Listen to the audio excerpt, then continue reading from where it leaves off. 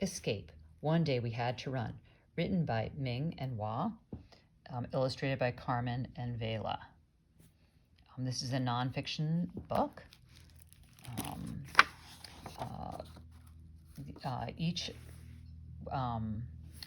There's vocabulary in here. So escape, you see, to avoid a threatening evil. That's the title page. And then this is a book of a group of stories.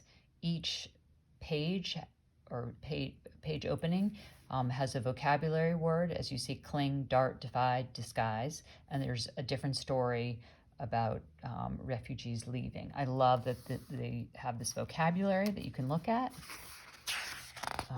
And now here's a map connecting to where all of these refugees left from and where they ended up.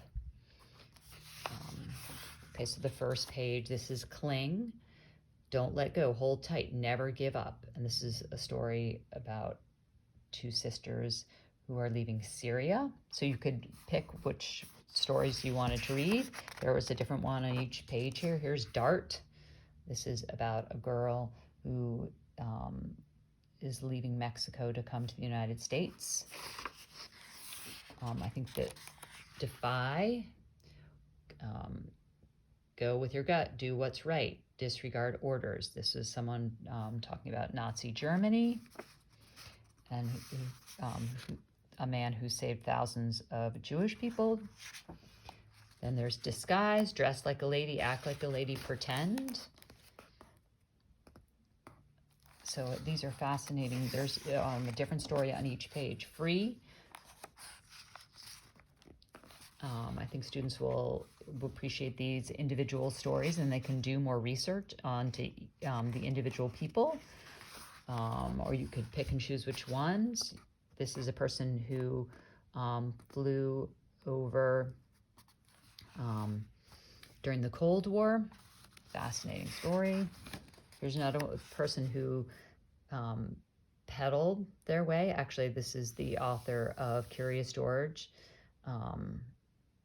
And they sold their bikes and went on a train to Lisbon, but they rode their bikes to flee the country.